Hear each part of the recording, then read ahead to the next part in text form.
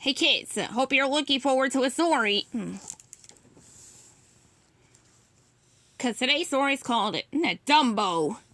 Dumbo Takes Flight. Isn't he cute? The lady elephants cooed when the baby elephant was delivered to the circus train. Isn't he a darling? Mrs. Jumbo beamed with pride at her new son. Jumbo Jr. The baby elephant sneezed. His whole body shook and his ears suddenly uncurled. They were huge, much bigger than a normal elephant's ears. The lady elephants gasped and shook their heads in disapproval. Now, look at those ears, they said. See, precious little Jumbo, one lady elephant said mockingly. Jumbo? You mean Dumbo, another cried. They all laughed. From that day on, everyone called the little elephant Dumbo. Mrs. Jumbo ignored them. As far as she was concerned, her son was perfect. Soon the train arrived in town. Once the equipment was unloaded and the tents were pitched, the circus parade began. A band played merrily and crowds cheered as the animals marched through the streets.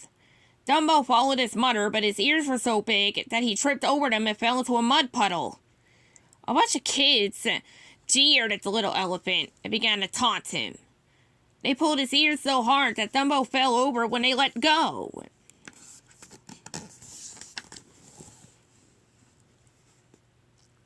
Mrs. Jumbo was furious.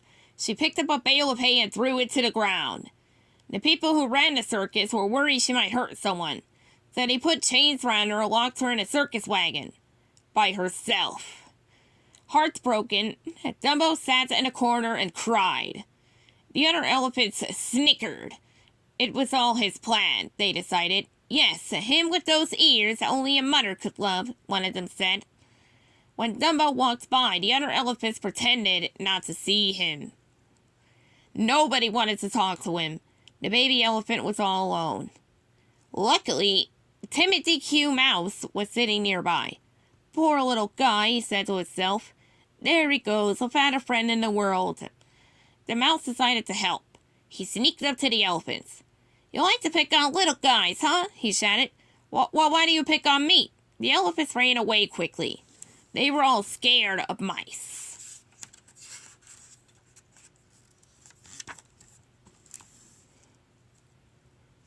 Dumbo was afraid of Mouse too. He hid in a haystack. Timothy tried to coax him out. Look, Dumbo, the mouse said. I'm your friend. Come on out. But the little elephant just shook his head. Timothy finally got Dumbo to come out by offering him a peanut and some promises. He told Dumbo he'd help him find his mother again. Now first, though, he was going to come up with a circus act for the little elephant. The ringmaster decided to try something new the next night. A pyramid of elephants. Timothy convinced him to make Dumbo the grand finale. The young elephant was supposed to jump on a springboard and catapult to the top of the pyramid. When Dumbo tried it, though, he smashed it to the bottom of the pyramid, causing the rest of the elephants to tumble to the ground and the circus tent to collapse.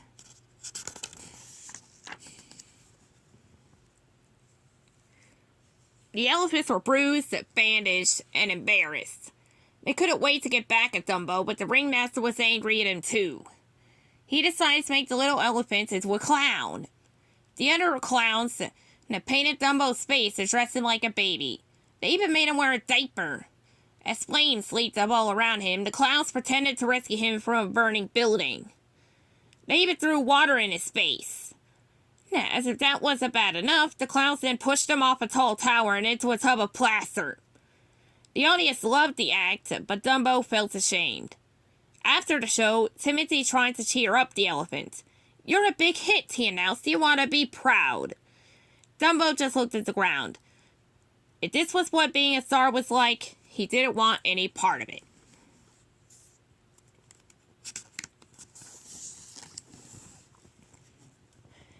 Timothy stood on a cake of soap and helped the elephant clean the makeup off his face. Now, come on, he nudged his friend. I gotta wash behind your ears. And Dumbo barely managed to smile.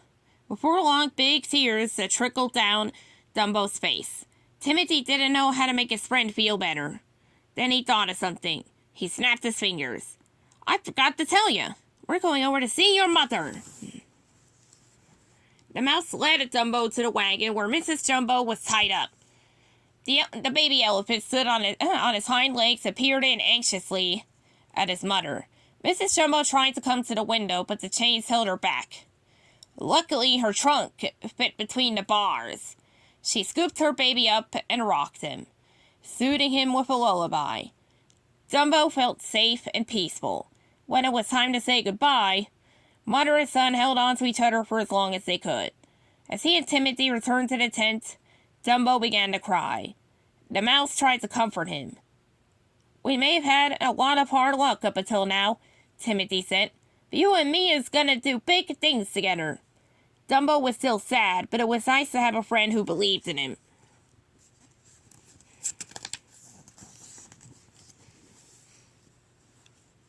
The next day, Timothy woke up and noticed that he and Dumbo were in a tree. He had no idea how they'd gotten there. While the elephant slept, the mouse tried to figure it out. Now let's see, he mused. Elephants can't climb trees, can they? Nah, that's ridiculous. Couldn't jump up, It's too high. A group of crows was sitting on a branch above them. Hey there, son, maybe I'll flew up, the crow said. Timothy laughed, then stopped. That's it, he cried. Suddenly everything made sense. Timothy grabbed one of Dumbo's ears and shouted, Why didn't I think of this before? Your ears, they're perfect wings. The very things that held you down are going to carry you up. It took a while to convince Dumbo, though.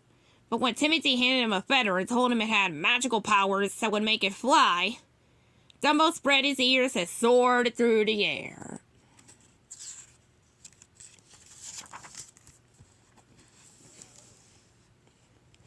Under the big top that night, Dumbo stood on top of the burning tower, clutching its magic feather.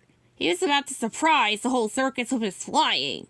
But when he jumped, the feather slipped. Dumbo plummeted toward the ground, paralyzed with fear.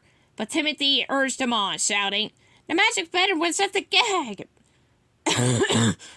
Sorry, I had a cough building up. You can fly! Honest you can! Right before he hit the floor, Dumbo spread his ears. Maybe Timothy was right. Then the most amazing thing happened. He began to fly. He flew higher and higher, even doing loop-de-loops. The audience was amazed. The next day, Dumbo made headlines in the newspapers. Soon he was setting world records and appearing in movies, too. Just as Timothy had predicted, Dumbo was a star.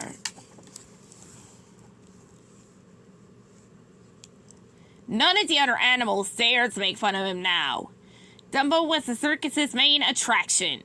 He had his own car on the circus train, even though he usually flew. But when Dumbo needed a rest, he would stop to see his mother, who'd finally been freed. And he always kept a special place in his heart for his faithful friend, Timothy Q. Mouse. The end.